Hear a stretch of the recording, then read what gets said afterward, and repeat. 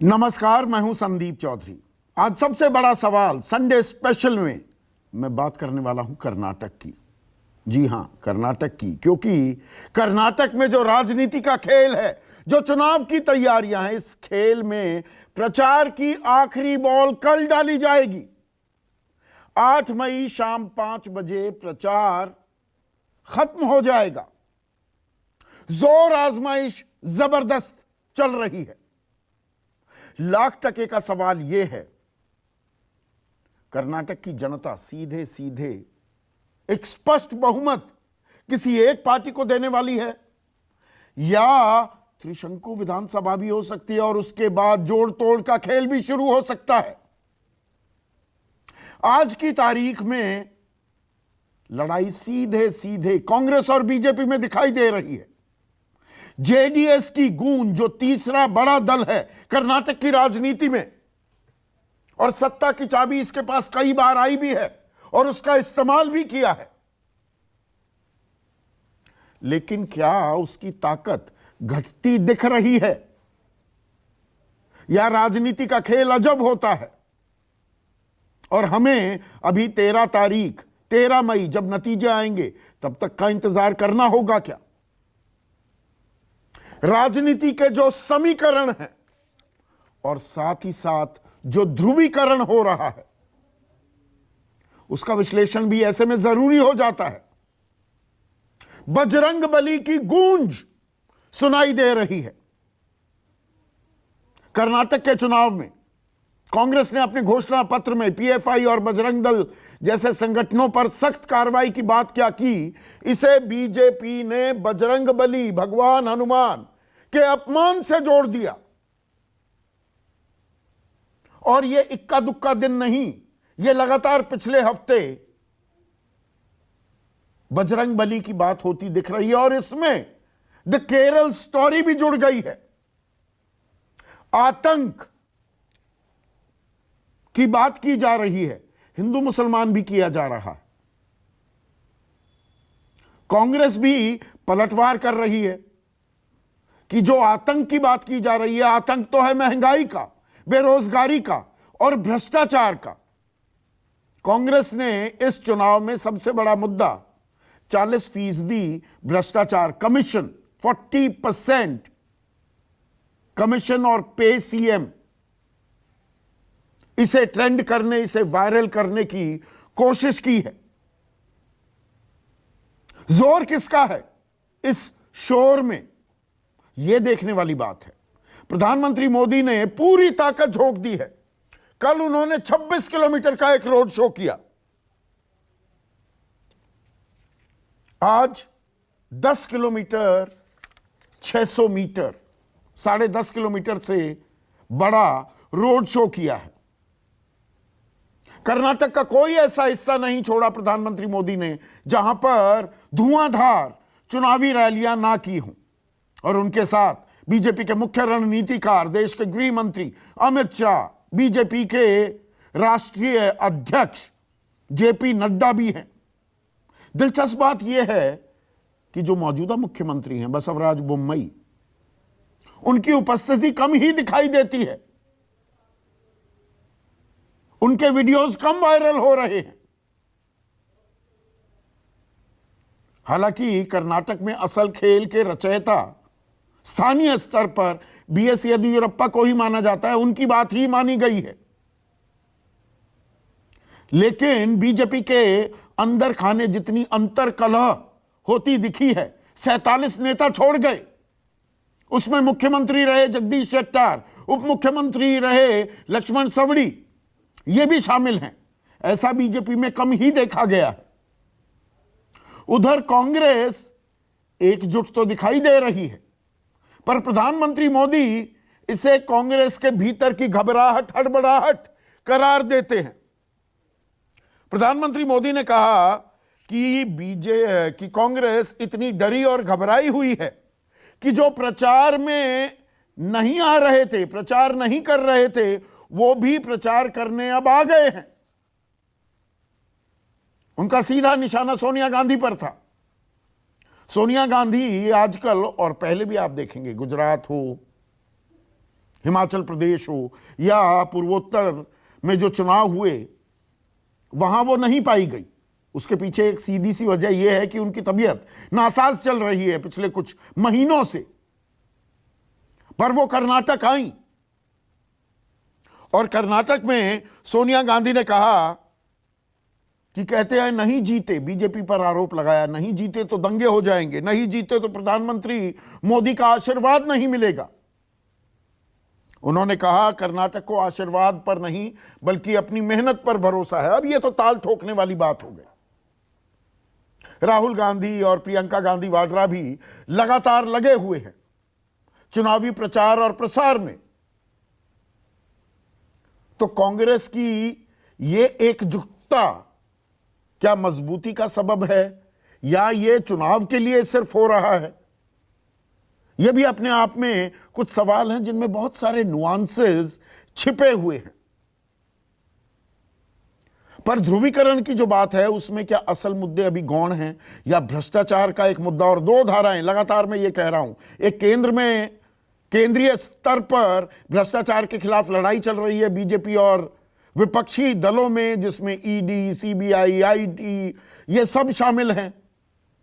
अडानी समूह पर उठे गंभीर सवाल भी हैं। और एक राज्य स्तर पर भ्रष्टाचार के खिलाफ लड़ाई चल रही है। 40% कमीशन का आरोप क्या चस्पा हो गया है बसवराज बोम्मई पर। और इन्हीं चीजों से क्या महंगाई, बेरोजगारी, किसानों की परेशानी ये जुड़ जाती हैं। और इसी में खेल आ जाता है वारंटी और गारंटी का भी। कांग्रेस ने 5 गारंटियां की हैं, जिसमें महिलाओं के लिए सरकारी बसों में मुफ्त सफर, महिला मुखिया जो घर की है उसे 2000 रुपये महीना, जो बेरोजगार ग्रेजुएट्स हैं उन्हें 3000, जो डिप्लोमा होल्डर हैं उन्हें 2 साल के लिए 1500 रुपए, 10 किलो मुफ्त चावल देने की जो बात है और 200 यूनिट बिजली फ्री देने की बात की गई है। यह गारंटी दे रही है कांग्रेस। बीजेपी कह रही है जिनकी वारंटी खत्म हो चुकी, वो गारंटी किस बात की दे रही है? और बीजेपी ने भी ऐसा नहीं है, इन सबको रेवड़िया तो बता दिया, लेकिन अपनी तरफ से भी बीजेपी ने पिटारा खोल दिया है। वो डबल इंजन सरकार की बात कर रही है कि डबल इंजन सरकार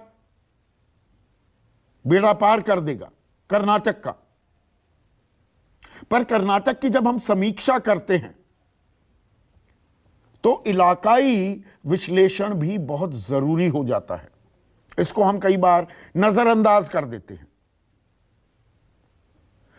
कर्नाटक को, और जो कर्नाटक की राजनीति से वाकिफ नहीं है, 6 इलाकों में मोटा मोटा बांटा जा सकता है। ये 6 इलाके हैं: मुंबई कर्नाटक, हैदराबाद कर्नाटक, तटीय कर्नाटक, मध्य कर्नाटक, ग्रेटर बेंगलुरु और ओल्ड मैसूरू का इलाका। अब इसमें भी अपनी अपनी ताकत अलग अलग पार्टियों की अलग अलग है। मसलन तटीय कर्नाटक में बीजेपी बहुत मजबूत स्थिति में है। ग्रेटर बेंगलुरु में कांटे की टक्कर बताते हैं। ओल्ड मैसूरू इलाके में जो जानकार हैं वो कहते हैं कि बीजेपी तो लगभग गौण है, वहां पर है ही नहीं, उसकी मौजूदगी, उपस्थिति वो दर्ज नहीं करा पाएगी और लड़ाई सीधे सीधे कांग्रेस और जेडीएस के बीच में है। मध्य कर्नाटक में बीजेपी मजबूत बताई जाती है तो हैदराबाद कर्नाटक में कांग्रेस। तो खेल क्या मुंबई कर्नाटक में भी आकर अटकेगा? और इस खेल में जो समुदाय है वहां पर, लिंगायत सबसे बड़ा समुदाय, जो बीजेपी की तरफ हमेशा से झुकता दिखा है पिछले कुछ सालों में, क्या वो वोट बैंक बरकरार रहेगा या दरअसल यहां पर भी दिक्कत आ सकती है? लिंगायत समुदाय से बीएस येदियुरप्पा आते हैं, लेकिन वो मुख्यमंत्री का चेहरा नहीं है। अब वीर शैव लिंगायत फोरम जो है उसने बाकायदा चिट्ठी लिखकर खुला समर्थन कर दिया है कांग्रेस पार्टी को, और वो ये कह रहे हैं कि बीजेपी को लिंगायत नहीं तो हमें भी बीजेपी नहीं चाहिए। और लिंगायत की जब बात करते हैं तो हम वोकलिगा और कुर्बा समाज, जिससे सिद्धरमैया जो बड़ा चेहरा है, मुख्यमंत्री रहे 2013 से 2018, उसको भी नजरअंदाज नहीं कर सकते। तो आज कुछ यही परतें हम खोलने की कोशिश करेंगे, विश्लेषण करेंगे। लेकिन पहले सुनिए प्रधानमंत्री मोदी क्या बोले, पलटवार क्या किया प्रियंका गांधी वाड्रा ने। कांग्रेस इतनी डरी हुई है, इतनी घबराई हुई है कि झूठ बोलने से गाड़ी नहीं चली। तो जो लोग इन दिनों चुनाव प्रचार नहीं कर रहे हैं उनको भी लाना पड़ रहा है। अब कांग्रेस के नेता अभी से एक दूसरे पर हार का ठिकरा फोड़ने लगे हैं। प्रधानमंत्री जी यहाँ आकर आतंकवादी सुरक्षा की बात कर रहे हैं। मैं उनको बताना चाहती हूँ कि यहाँ कर्नाटका में किसान आत्महत्या से, आपको मालूम है कि हर रोज 5 किसान आत्महत्या से मर रहे हैं। ऐसे में आज का सबसे बड़ा सवाल, कर्नाटक में किसका होगा राज तिलक, और चुनावी शोर 10 मई को किन मुद्दों पर होगा जोर। चर्चा में, जैसा कि मैं हर संडे को अमूमन करता हूं, किसी भी राजनीतिक दल के किसी भी नुमाइंदे को न्योता मैंने नहीं दिया है। आज सिर्फ वरिष्ठ पत्रकार विश्लेषक मेरे साथ हैं। मेरे साथ चर्चा में अक्कू श्रीवास्तव वरिष्ठ पत्रकार हैं, अभय कुमार दुबे जाने माने राजनीतिक विश्लेषक, सत्यहिंदी.com नाम का डिजिटल प्लेटफॉर्म चलाते हैं, वरिष्ठ पत्रकार तो है ही, आशुतोष। साथ ही बेंगलुरु से मेरे साथ रिजवान असद जुड़ गए हैं, वहीं पर पत्रकारिता करते हैं, नशेमन वीकली करके एक अखबार, एक पत्रिका भी निकालते हैं सालों से। और इस पैनल में सबसे तजुर्बेकार हिंदुस्तान टाइम्स के पॉलिटिकल एडिटर विनोद शर्मा भी इस चर्चा में जुड़ गए हैं। और विनोद, आप कर्नाटक होकर आए, घूमे अलग अलग इलाकों में। हम दिल्ली में बैठे जो विश्लेषण करते हैं और यहां पर ध्रुवीकरण की बहुत बात हो रही है, बजरंग बली, पीएफआई, केरल स्टोरी, ये सब ने एंट्री मार ली है और प्राइम टाइम पर तमाम चैनल्स इन पर काफी वक्त भी गुजार रहे हैं। लेकिन आपने कर्नाटक की जमीन पर वक्त गुजारा, वहां पर बिताया। क्या मुद्दों और लोगों के मन की बात आपने क्या पाई? संदीप, तुम भी थे वहां कुछ दिनों के लिए। बिल्कुल। तुमको भी शायद एहसास होगा कि क्या बातचीत चल रही है वहां। लेकिन आज एक बड़ा ही अहम बयान स्टालिन का है, वहां के गवर्नर को जवाब देते हुए, जो उन्होंने कहा कि द्रविडियन पॉलिटिक्स अपडेटेड पॉलिटिक्स हो गया है। तो उसमें अपनी तरफ से तर्क देते हुए उन्होंने बहुत सी बातें कही, लेकिन उसमें एक बात मैं समझता हूं आज के कर्नाटक पे पूरी तरह से लागू होती है, और वो बात है कि सनातन वर्सेस सोशल जस्टिस। जो कर्नाटक का चुनाव है उसमें एक अहम मुद्दा सोशल जस्टिस वर्सेस सनातन है। ये भारतीय जनता पार्टी ने स्वयं, जो वहां पर रिजर्वेशन कोटास थे उनके साथ जो छेड़छाड़ की, और फिर मुस्लिम का कोटा बर्खास्त कर दिया, खत्म कर दिया, और लिंगायत और वोकालिगा समाज को वो दिया 2-2%। उसके चलते पूरा डिबेट जो वहां पर था वो जात पात पे आ गया या सोशल जस्टिस पे आ गया। उसके बाद कांग्रेस पार्टी ने अपने मैनिफेस्टो में 75% रिजर्वेशन की बात की और 9 शेड्यूल में डालने की बात की। सुप्रीम कोर्ट की तरफ से भी हाल ही के दिनों में जो 50% की सीलिंग है, उस पे जो ओरिजिनल जजमेंट है कि भाई एक्स्ट्राऑर्डिनरी सर्कमस्टेंसेस हो तो ये डाइल्यूट हो सकती है, उसकी तरफ इशारा करके कुछ जजमेंट्स दिए हैं। तो मेरा व्यक्तिगत राय यह है कि it is caste versus religion. अब रिलीजन पे भारतीय जनता पार्टी आखिरी दिनों में आई और उन्होंने बजरंगबली पे अपनी फोकस खसा, अपना पूरा ध्यान उस पे बजरंगबली पे लगा दिया। और उसके चलते ये डिबेट जो है ये बड़ी शार्पली रिलीजन वर्सेस कास्ट हो गई है, Sanatan versus social justice. To quote Stalin, Stalin का कॉन्टेक्स्ट तमिलनाडु है, लेकिन मैं विद अपॉलजीज टू स्टालिन साहब, मैं उसको कर्नाटक के परिप्रेक्ष्य में इस्तेमाल कर रहा हूं। दूसरा जो मुख्य मुद्दा वहां पर जो सुनने को आया वो ये था कि आपने फार्मर्स की बात की। मैं बेंगलोर में एक दिन शाम को, मेरे पास थोड़ा समय था, तो मैं कोशिश कैफे में चला गया, जो कि वहां का एक माइलस्टोन है। वहां पर पूरे बेंगलुरु के लोग आते हैं, पूरे कर्नाटक के लोग आते हैं कॉफी चाय पीने। तो वहां मैं बैठा था, अकेला ही था अपनी मेज पे, लेकिन मेरे बगल में 4-5 लोग आके बैठ गए और आपस में बात कर रहे थे, आधी अंग्रेजी में आधी कन्नड़ में।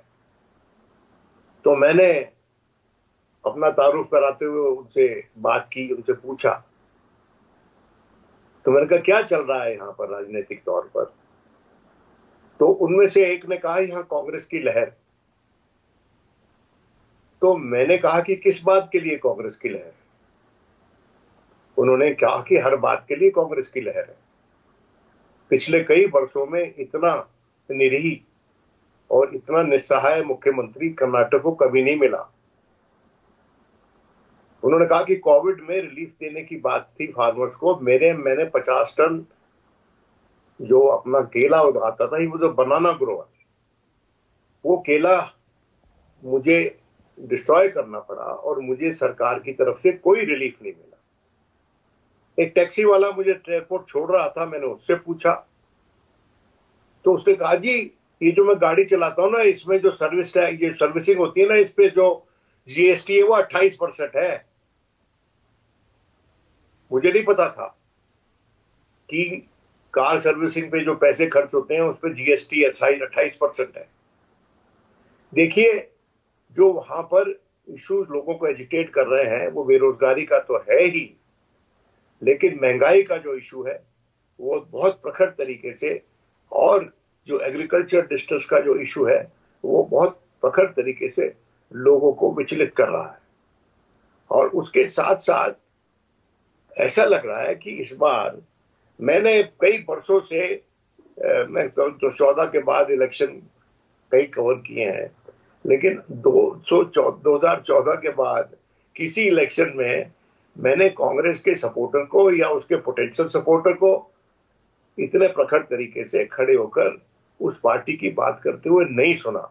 अब ये मेरा आकलन लिमिटेड हो सकता है, सीमित हो सकता है, लेकिन ये टेलिंग है। इट लीव्स एन इम्प्रेशन, जो बाहर से आदमी गया है कि उस पे ये इम्प्रेशन छोड़ता है कि ये जो लड़ाई है इसमें कांग्रेस बराबर से भारतीय जनता पार्टी से लड़ रही है। हालांकि airwaves Bharatiya Janata party dominate करती है, जैसे कि हर इलेक्शन में डोमिनेट करती है। उसके संगी साथी उसमें उसकी मदद करते हैं, मीडिया में भी हैं और सोशल मीडिया पे भी हैं। लेकिन ये जो इलेक्शन है, ये इलेक्शन, एक बात प्रधानमंत्री सही कहते हैं कि ये जो इलेक्शन है, ये इलेक्शन है वहां के लोगों का। ये इलेक्शन है, जैसे कि आपने इंगित किया, कि सब रीजनल जो कंसर्न्स हैं कर्नाटक के भीतर, ये जो बजरंगबली का मुद्दा है मेरे आकलन में, और फिर again I stand to be corrected, वो जो है, वो जो कोस्टल एरिया है कर्नाटक का, वहां पर शायद प्रभावी हो, वहां पर भारतीय जनता पार्टी को मदद दे। वरना जो कर्नाटक स्टेट है उसमें जो रिजर्वेशन है, जो कोटास है, जो अफर्मेटिव एक्शन है, वो आज का विषय नहीं, वो कई बरस पहले का विषय है। उस जमाने का विषय है जब वहां पर राजा राज किया करते थे, वहां सुल्तान राज किया करते थे। उस जमाने का इशू है, ये नया इशू नहीं है। और इस नए इशू को, इस पुराने इशू को नया स्वरूप भारतीय जनता पार्टी ने दिया। मैं देवेगौड़ा से मिला और देवेगौड़ा ने क्लेम किया कि ये जो 4% रिजर्वेशन मुसलमानों के लिए, तो मैंने शुरू किया था। सच्चाई ये है कि इसकी नींव रखी गई थी मोइली साहब के मुख्यमंत्री काल में, और उसके बाद सरकार गिर गई और उसके बाद देवेगौड़ा जी आए, उन्होंने नोटिफिकेशन इशू किया। ठीक है। तो ऐसा नहीं है कि मुस्लिम्स के रिजर्वेशन के को ओन अप नहीं कर रही है वहां पर पॉलिटिकल पार्टी। नहीं, आपने जो बात कही उसी को मैं थोड़ा और आगे बढ़ाना चाहूंगा। अक्कू श्रीवास्तव, जो बात विनोद शर्मा कह रहे हैं कि सनातन बनाम सामाजिक न्याय ये हो रहा है, जो ये बजरंग बली का मुद्दा दिल्ली में बहुत बड़ा लगता है, कर्नाटक में कुछ इलाकों तक ही ये सीमित महदूद होगा, खास तटीय है जो कर्नाटक का इलाका है। पर हम जब सामाजिक न्याय की बात करते हैं, ये भी यूएसपी बना ली है मोदी सरकार ने। बीजेपी अपनी अपनी लोक कल्याणकारी, जन कल्याणकारी नीतियों के चलते, और पिछड़ा वर्ग भी इनकी तरफ आता दिखा है। आपका नजरिया क्या है, आपका आकलन क्या है?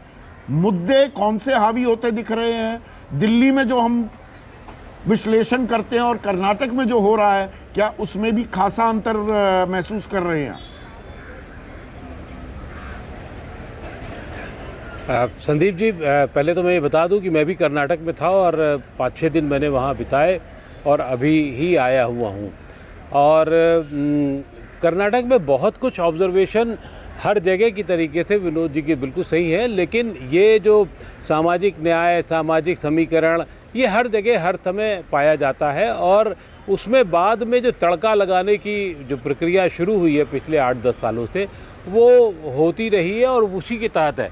सिर्फ नया इतना है वहाँ पर कि सब कुछ क्षेत्र के हिसाब से, जो आमतौर पे कई राज्यों के चुनाव में आपको देखने को नहीं मिलता है। बिहार में नहीं मिलता है, यूपी में जब आप जहाँ से आप भी हैं और जहाँ मैं भी थोड़ा बहुत रह चुका हूँ, उस इलाके को, पश्चिम के इलाके को छोड़ देती तो फिर बहुत सारा चीज़ें, समीकरण काम एक तरीके से चलते हैं। लेकिन कर्नाटक में ये समीकरण अलग अलग क्षेत्र के हिसाब से, ये बिल्कुल सही है। बेंगलुरु से जब हम मैसूरू की तरफ जाते हैं तो एक अलग रास्ता दिखता है। वहाँ बेंगलोर में अगर भारतीय जनता पार्टी और जेडीएस का वोट बैंक काम करता है, तो मैसूर जाते जाते वो जेडीएस वर्सेस कांग्रेस हो जाता है और वहाँ बीजेपी एक वोट कटवा हो जाती है। लेकिन और आगे जब आप बढ़ते हैं तो वहाँ जेडीएस एक वोट कटवा हो जाती है और बाकी लड़ाई कांग्रेस और बीजेपी में हो जाती है। कोस्टल में जब मैंने देखा है तो कोस्टल में बहुत साफ था, वो जो बता रहे हैं कि बीजेपी एक एज पर है। लेकिन यही चीज़ आपको महाराष्ट्र, मुंबई, कर्नाटका के अलावा कहीं और, हैदराबाद में नहीं नज़र आती है, आपको मुंबई में नज़र आती है। तो ये एक अलग अलग हिस्से से बढ़ करके चीज़ें नज़र आ रही है, क्योंकि 85 के बाद से वहाँ कोई सरकार रिपीट नहीं हुई है। तो इसलिए कांग्रेस की अपनी इच्छाएं हैं। कांग्रेस ने बहुत कोशिश की है, उसे आप शुरुआत के दौर में, बल्कि मैं कहूँगा कांग्रेस आगे थी, लेकिन बाद के दौर में मुकाबला इतना कड़ा हो गया है और वो जो सीटों का अंतर मुझे लगता है वो 10 से 15 के बीच में कहीं ना रह जाए, और उसमें एक बड़ा योगदान जेडीएस का होगा।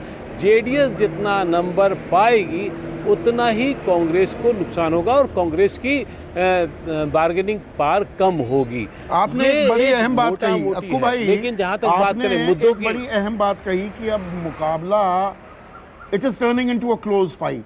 काफी रोचक मुकाबला होगा, 10, 15, 20 सीटों का अंतर जो आप आकलन कर रहे हैं। मैं बीजेपी के जो रणनीतिकार हैं बेंगलुरु में, उनके साथ भी मैंने अच्छा खासा वक्त बिताया और वहां पर एक कॉमन रिफ्रेन ये था, we are catching up.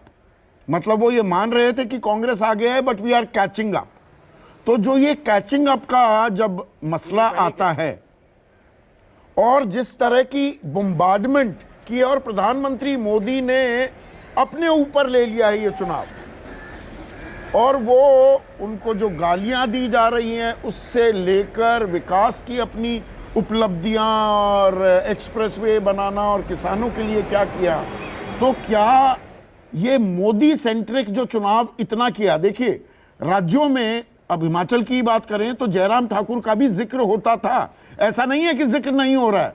Basavaraj Bommai का तो बीजेपी मानो कोई जिक्र ही नहीं कर रही है, उनकी कोई उपलब्धियां भी नहीं गिनवा रही है। ये एक अपने आप में अलग सी रणनीति बीजेपी बनाती दिख रही है क्या कर्नाटक में? बिल्कुल ठीक कह रहे हैं आप उसमें कि मुंबई के साथ दिक्कत क्या हुई कि मुंबई एग्रेसिव चीफ मिनिस्टर नहीं रहे हैं और खुद व्यक्तिगत उनकी इमेज नहीं खराब है, ये भी मैं बता दूं आपको, व्यक्तिगत रूप से उनके ऊपर बहुत, लेकिन वो 40% का जो आरोप चस्पा करने की कोशिश हो रही है, और भारतीय राजनीति के इतिहास में शायद पहली बार ऐसा हुआ होगा कि विज्ञापन एक छाप करके बाकायदा रेट लिस्ट करी गई है कि किस चीज़ के कितने पैसे हैं, किस चीज़ में ट्रांसफर में कितने पैसे लिए जाते हैं, कहाँ क्या क्या होता है। तो ये भारतीय राजनीति का इतिहास था। लेकिन ये भी सच है, कर्नाटक में भ्रष्टाचार मुझे बहुत बड़ा मुद्दा नहीं नजर आया, उससे ज़्यादा बड़ा मुद्दा वहाँ महंगाई का दिखा। जो लोग एक लोअर क्लास में अगर हम बात करते हैं, जैसे मैं मैसूर से कनकपुरा की तरफ, जो डीके शिव कुमार का इलाका है, उस तरफ जब जा रहा था तो वहाँ एक महंगाई का बातचीत हो रही थी, और या फिर सीधे सीधे डीके शिव कुमार को लेकर के बातचीत हो रही थी। वहाँ कनकपुरा में, क्योंकि वो उनका इलाका है, वहाँ हिंदू मुसलमान बहुत कोई फ़ायदा नहीं पड़ रहा है, ना ही लिंगायत वोकलिग्गा के है, क्योंकि वोकलिग्गा खुद डीके शिव कुमार हैं, तो वो वोट उन्हें मिलता जो नज़र आ रहा है। लेकिन उन्हीं के आसपास के इलाकों में वो बिल्कुल उड़ जाता है। और जहाँ तक प्रधानमंत्री की बात है, प्रधानमंत्री ने कोशिश पूरी की है चुनाव पूरा उलटने की। दुनिया में कभी भी ऐसा पहले नहीं हुआ कि बजरंग दल का नाम आया और बजरंग बली पे आ गया मामला, क्योंकि धर्मभीरू जनता है वहाँ, सॉफ्ट स्पोकन लोग हैं। अगर आप उनको समझने की कोशिश करेंगे तो वो उनको ये भी शायद थोड़ा बहुत खराब लगा था जहर और वो जहरीला सांप वाली बात थी, क्योंकि ये मुद्दे 5-6 दिन चलते हैं, उसके बाद ख़त्म हो जाते हैं। अब सवाल ये है कि क्या जहरीला सांप और बजरंग बली 10 तारीख तक चल पाएंगे, इतनी तेज आवाज़ से चल पाएंगे, वो एक देखना होगा। और वो रोड शो देखने का वाली जो बात है। है, पर मुझे आशुतोष, लगता है कि जो बीजेपी के रणनीतिकारों से मैं बात कर रहा था, उन्होंने एक और बात कही कैचिंग अप के अलावा। उन्होंने कहा कि देखिए, कांग्रेस ने जो 2 बड़े मुद्दे उठाए थे, अभी जिसका जिक्र कर रहे थे अक्कू भाई भी, भ्रष्टाचार, 40% कमीशन पे सीएम। मेरा जो निजी, जो मैंने वहां पर जो दौरा किया, मेरा आकलन ये रहा कि भ्रष्टाचार एक मुद्दा है, उसकी चर्चा हो रही है, गाहे बगाहे और मुद्दों से भी वो जुड़ जाता है। लेकिन बीजेपी के रणनीतिकार कह रहे हैं कि मुद्दा तो इन्होंने बहुत अच्छा चलाया, उसको ये अंजाम तक नहीं ले पाए और हमें मुद्दे दे दिए। जो जहर वाला मल्लिकार्जुन खड़गे, वो जहरीला सांप कह दिया। और जो ये 5 गारंटी थी, लोगों को बड़ी अच्छी लगी, बड़ी होर्डिंग्स भी आई, लेकिन हमारे पास उसकी भी काट है। तो ये क्या स्थानीय मुद्दों पर आपको चुनाव सिमटता दिख रहा है, या ये ध्रुवीकरण की गूंज जो नेशनल मीडिया में सुनाई दे रही है, वो वहां की जमीन पर भी महसूस की जा रही है? अनम्यूट कीजिए आशु। संदीप, एक बात बहुत स्पष्ट है और 2014 के बाद से हम लोगों को यह बात समझनी भी चाहिए कि भारतीय जनता पार्टी नैरेटिव बनाने में बहुत उस्ताद है। वो खूब जम के नैरेटिव बनाती है, मीडिया उसके साथ रहता है, इसलिए खूब नैरेटिव बनाती है। इसलिए वो कहेगी कैचिंग अप है, और उसकी ये भी बोलेगी कि ये जो विषधर सांप की बात की, अब तो हमने गेम पलट दिया है, वो सारी बातें वो करेंगे। मेरा कभी भी इस बात में यकीन नहीं था कि महज एक स्टेटमेंट दे देने की वजह से कोई भी चुनाव पलट जाता है। अगर हिंदुस्तान का वोटर अगर इतना ही मासूम है कि प्रधानमंत्री जी को कोई बात कही जाएगी और पूरा का पूरा चुनाव पलट जाएगा, तो फिर मैं मानता हूं कि मुझे इस देश की राजनीति की समझ नहीं है। मेरा साफ तौर पर मानना है कि जो लोग बार बार कहते हैं, और ये मिथ मेकिंग का काम बीजेपी बहुत अच्छे तरीके से करती, कि मौत का सौदागर, अगर 2007 में सोनिया गांधी ने नहीं बोला होता तो शायद कांग्रेस वहां जीत जाती। क्या यह संभव था? क्या जो लोग 2007 का चुनाव देखा, उनको मालूम है कि गुजरात के अंदर कांग्रेस जीतने की स्थिति में नहीं थी, लेकिन एक जुमला निकल गया, मणिशंकर अय्यर के नाम से एक जुमला निकल गया। ये दरअसल क्या है, ये बहुत ही लेजी जर्नलिज्म है। हम बहुत गहराई में नहीं जाते, हमको एक जुमला मिल जाता है, हमको अच्छी हेडलाइन मिल जाती है, उसके आधार पर हम एक आकलन कर लेते हैं, उसके बाद हम बड़ा खुश हो जाते हैं। हकीकत क्या है आज की तारीख? 5 चीजें हैं जो गुजरात के चुनाव को इस बार तय करेंगी। पहली बात, नरेंद्र मोदी का ओवर डिपेंडेंस। जिस तरीके से नरेंद्र मोदी गुजरात के चुनाव में पूरी बीजेपी उनके कंधों पर सवार हो गई है, यह इस बात का साफ प्रमाण है कि भारतीय जनता पार्टी वहां बहुत ही कमजोर विकेट पर है। दूसरी बात, आखिरी के दिनों में जिस तरीके से सांप्रदायिक करने की पूरी कोशिश की गई है, इससे भी लगता है कि भारतीय जनता पार्टी वहां बहुत ही कमजोर विकेट पर है। जो लोग कर्नाटक के, वो जानते हैं कि वहां बजरंगबली नाम कोई नहीं जानता, वहां हनुमान जी को अंजनेय के नाम से जाना जाता है। तो बजरंगबली कोई, it will cut ice with the people, I don't agree with that. Point number 3, Bharatiya Janata party पूरे कर्नाटक के चुनाव में रिएक्ट करती हुई दिखाई पड़ रही है, एक्ट नहीं कर रही है। और जब कोई पार्टी कमजोर विकेट पर होती तो हमेशा रिएक्ट करती है। बीजेपी एक्ट करने के लिए, इनिशिएटिव लेने के लिए, एग्रेसिव कैंपेन के लिए जानी जाती, रिएक्ट करने के लिए नहीं जानी जाती। तीसरी बात। चौथी बात, वहां कांग्रेस पार्टी के पास दो बहुत अच्छे स्टालवर्ड्स लीडर्स हैं जिनकी जमीन पर अच्छी पकड़ है और जिन्होंने पिछले 1.5-2 सालों से लगातार बहुत एग्रेसिव तरीके से बीजेपी की सरकार को ठोक के रखा है। चौथी बात। पांचवी बात, वहां बोम्मई नाम के किसी शख्स को वहां कोई नहीं जानता। जब आपका मुख्यमंत्री इतना कमजोर हो तो इसका मतलब यह कि आप उसके नाम पे वोट नहीं मांग रहे, आप बहुत ही कमजोर विकेट पर है। छठी बात, इस बार गुजरात जो कर्नाटक का चुनाव होगा, मैं तो कर्नाटक नहीं गया, लेकिन मैं आपको बता दूं कि कर्नाटक का चुनाव इस बार सेंट्रल कर्नाटक तय करेगा, जहां पिछली बार भारतीय जनता पार्टी को 25 में से 20 सीटें मिली थी और कोस्टल में उनको 19 में से 16 सीटें मिली थी। ये सेंट्रल कर्नाटक वो इलाका है जहां 2013 में भारतीय जनता पार्टी का सुपड़ा साफ हो गया था। 25 में से सिर्फ 3 सीटें उनको मिली थी क्योंकि येदियुरप्पा नाराज हो गए थे। येदियुरप्पा को इस इलाके में 2013 में 20% वोट मिला था और बीजेपी को 12% वोट मिला था। अगर बीजेपी यह समझ रही है कि येदियुरप्पा को साइडलाइन करके, उनको कमजोर करके वो चुनाव जीत सकते हैं, तो बहुत बड़ी गलतफहमी का शिकार है। इसलिए अगर कहीं 2013 की तरीके से 25 में से अगर 3 सीटें बीजेपी को मिल गई या सिंगल डिजिट में आ गई, तो इस बार बीजेपी के लिए फिर सरकार बनाना तो छोड़ दिया, असंभव सी स्थिति होगी। मुझे ऐसा लगता है कि आज की तारीख में बीजेपी बहुत नैरेटिव बनाने की कोशिश कर रही है और इस नैरेटिव में हम लोगों को उनकी कमजोरी साफ, कम से कम मुझे तो कमजोरी साफ तौर पर दिखाई पड़ रही है। और मुझे नहीं लगता है कि वहां पे चुनाव पलटने वाला है या वो कैचिंग अप कर रहे हैं। ये सब मेरे ख्याल से सब फालतू की बातें, इसका कोई मतलब नहीं है। अभय दुबे, जो बात आशुतोष कह रहे हैं कि रिएक्टिव दिख रही है बीजेपी हमेशा नैरेटिव सेट करती है, मुद्दे वो तय करती है, पिच वो तैयार करती है, कौन पहले कैसे बैटिंग करेगा वो तैयार करती दिखती है और कांग्रेस उसको हमेशा फॉलो करती दिखती है। क्या कर्नाटक में खेल उल्टा हो गया है? और यहां पर जो प्रियंका गांधी वाड्रा, प्रधानमंत्री मोदी जब गालियों की फेहरिस्त गिनवाते हैं कि 91 बार मुझे गाली दी है, क्या क्या नहीं कहा, और वो कहती हैं कि अपनी गालियों की लिस्ट तो बना दी प्रधानमंत्री मोदी ने, लोगों की समस्याओं की लिस्ट वो तैयार करके बताने को तैयार नहीं है। तो यहां गेम क्या उल्टा हो रहा है?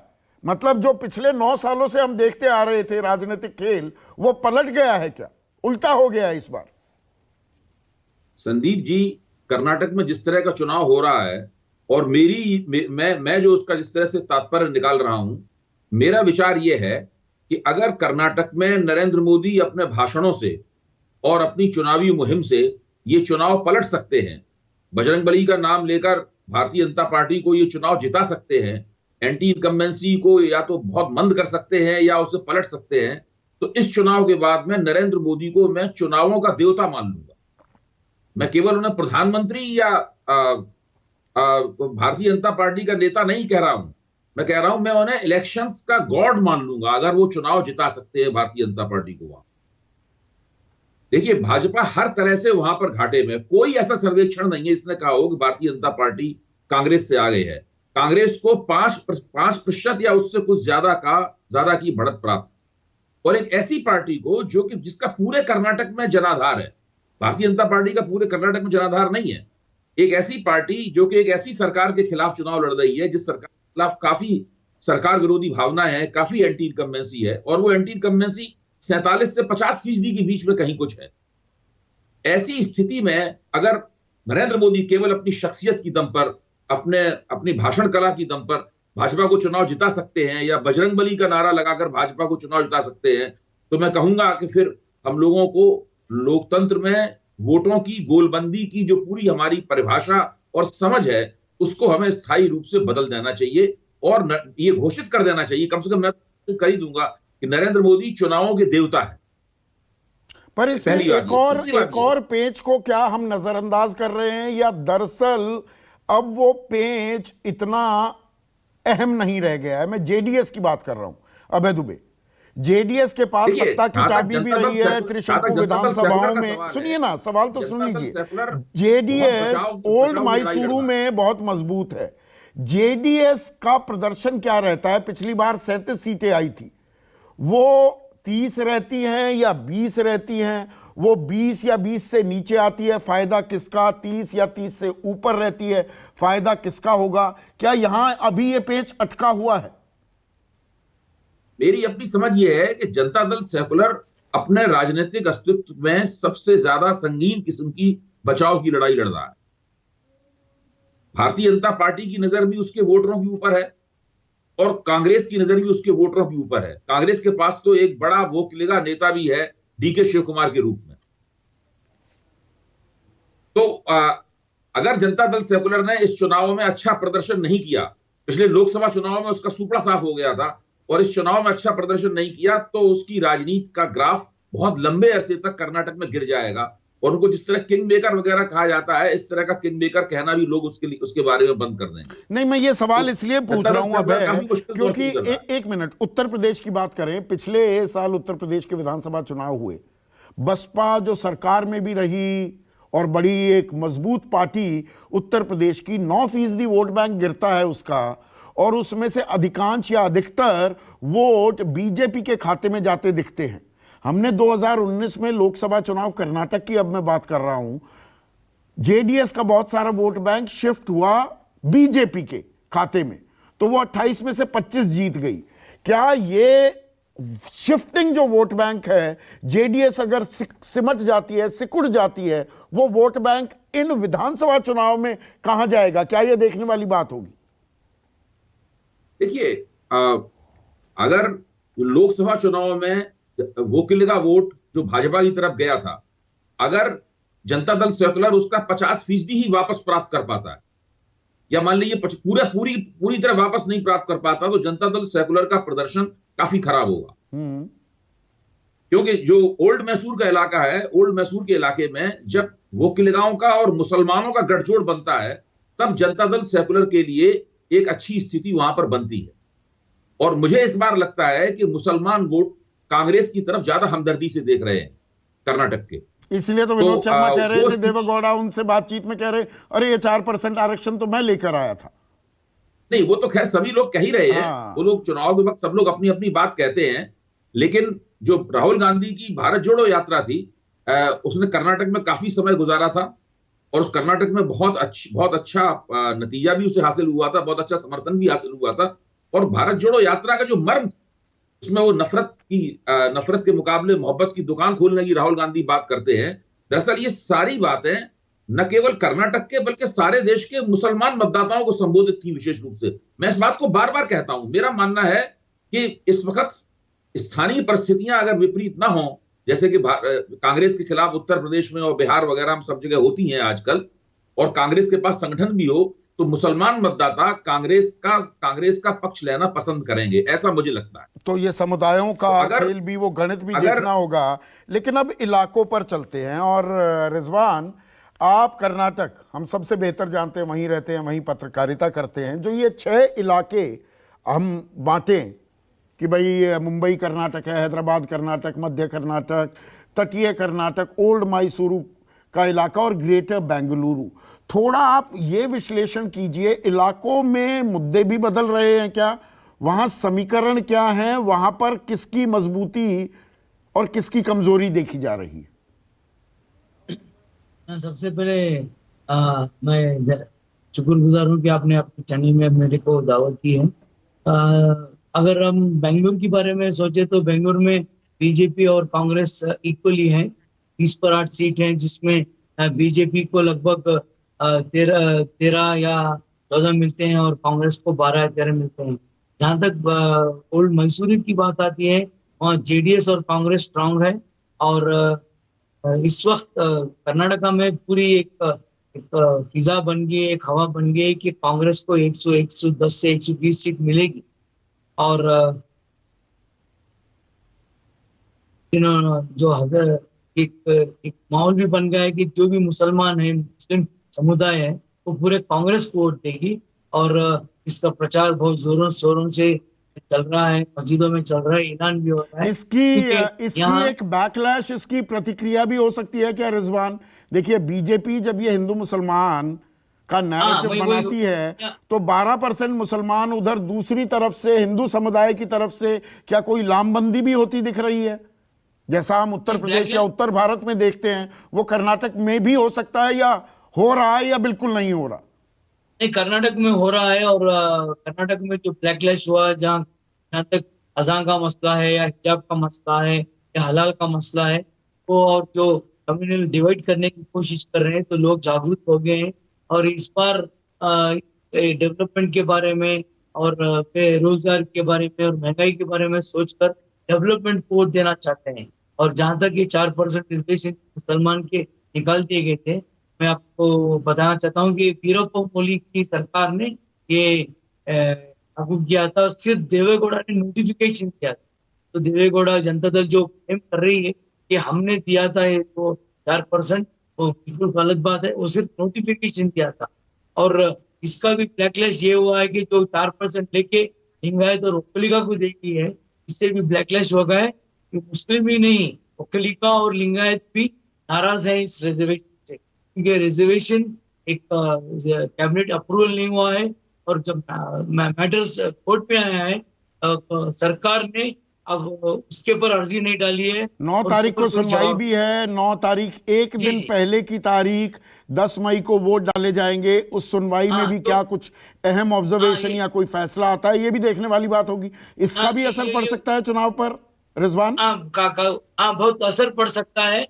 क्योंकि येडियुरप्पा जो बीजेपी के एक बहुत बड़े लीडर हैं, उनको एक साइडलाइन कर दिया है। और जगदीश शेट्टर हो या हमारे लक्ष्मण सवड़ी जो लिंगायत समुदाय के हैं, वो एक 10-15 सीट पर फर्क पड़ेगा बीजेपी। तो जो मैं बॉम्बे और कर्नाटका है या हैदराबाद और कर्नाटका है, वहां से जो लिंगायत के जो स्ट्रॉन्ग बेल्ट है, वो एक कम से कम एक 7-8 सीट तो फर्क पड़ेगा, और बीजेपी को बहुत नुकसान पड़ेगा। तो लिंगायत और जो उनका एक पारंपरिक वोट बैंक माना जाता था, उसमें सेंधमारी, उसमें बंटवारा हो सकता है। ये बीजेपी के जी, लिए बंटवारा- चिंता का सबब हो सकता है। एक और बात है कि जनार्दन रेड्डी जो बीजेपी में थे, उन्होंने एक अलग पार्टी बनाई है। और उन्होंने कर्नाटका, हैदराबाद और बॉम्बे हैदराबाद में उन्होंने 40 विधायक खड़ा किए, और वो बीजेपी के वोट तोड़ेंगे। तो इससे भी कांग्रेस को थोड़ा फर्क पड़ेगा। और मध्य कांग्रेस को कर्नाटक थोड़ा का जिक्र कर रहे थे आशुतोष रिजवान। मध्य कर्नाटक सत्ता की चाबी सौंपेगा क्या इस बार? और यहां बीजेपी उधर- मजबूत होती थी। 2013 में जब बागी हो गए बीएस येदियुरप्पा, तो यहां बीजेपी को अच्छा खासा नुकसान भी हुआ था। जी, जी, अच्छा नंबर। इस बार लोग डेवलपमेंट के बारे में बात कर रहे हैं। और आप भी बेंगलुरु आए और आप भी एक सर्वे किए हैं, और मैं भी कर रहा हूँ कि लोग इधर डेवलपमेंट को लिए बात कर रहे हैं। अब जो प्रधानमंत्री मोदी जी का जो रोड शो चल रहा है, वो बहुत जोरों शोरों से चल रहा है। लेकिन वो वोट कन्वर्ट होते हैं या नहीं होते, सबसे बड़ा सवाल ये है। और बिल्कुल। लोग अब सिर्फ सभी मेहमानों से मैं रिक्वेस्ट करूंगा, 40-40 सेकंड में जो ये सवाल है, सवाल सबके लिए एक ही। विनोद शर्मा, आपके साथ शुरू कर रहा हूं। जो ये कर्नाटक के चुनाव में देखिए नतीजे, इसको सेमीफाइनल माना जा रहा है 2024 के लिए भी। क्या लड़ाई, क्या मुद्दे होंगे? क्या ये भी तय होते दिखेंगे कि ये पर्सनालिटी बेस्ड चेहरे पर तवज्जो होगी, प्रेसिडेंशियल फॉर्म का चुनाव होगा, या जो मुद्दे हैं स्थानीय जिनकी चर्चा नेशनल मीडिया में बहुत कम होती है, महंगाई, बेरोजगारी, किसानी, ये मुद्दे भी अब चुनाव तय करते पाएंगे? तो आने वाले दिनों में क्या ये बड़े मुद्दे बनते दिखेंगे राष्ट्रीय फलक पर भी? देखिए, बात यह है कि कर्नाटक को आप कंफ्यूज मत करें नेशनल इलेक्शन से। और अगर कर्नाटक को आप कंपेयर करेंगे यूपी बिहार से, तो उचित नहीं होगा। कर्नाटक में वो बैकलैश नहीं होता। कर्नाटक में जहां पोलराइजेशन है, वहां पोलराइजेशन है। इंस्टेंट पोलराइजेशन नहीं होती है वहां पर लोग अपने अपने हिसाब से, अपनी अपनी जात के हिसाब से, अपने मुद्दों के हिसाब से, अपनी चॉइसेस और अपनी प्रेफरेंसेस के हिसाब से वोट डालेंगे। और यहाँ पर सबसे बड़ा संकट भारतीय जनता पार्टी के सामने जो उसने परस्पर फेस किया है, वो ये है कि 2013 में जब प्रधानमंत्री के पद के लिए उम्मीदवार बने थे प्रधान मोदी जी, उसी दौरान सिद्धरामैया मुख्यमंत्री बने थे कर्नाटक के 2013 में। और मुझे याद है कि उस वक्त मैंने लिखा था कि ये व्यक्ति जो सोशल जस्टिस बैकग्राउंड से आता है, जनता पार्टी, जनता दल, एक तिकड़ी होती थी जनता दल में, जनता पार्टी में, जनता दल में, जिसमें मुमई थे, ये थे और देवे गौड़ा थे। ये तीनों हेगड़े के खिलाफ होते थे जो ब्राह्मण थे। आप वो जो ब्राह्मण स्लोगन रेज हुआ है, जो लिंगायतों के साथ छेड़छाड़ जो की और जो शेट्टर ने छोड़ दिया और जो लक्ष्मण सवादी ने छोड़ दिया, उसके बाद शेट्टर ने बोला ये ब्राह्मण कॉन्स्पिरेसी है हमारे खिलाफ।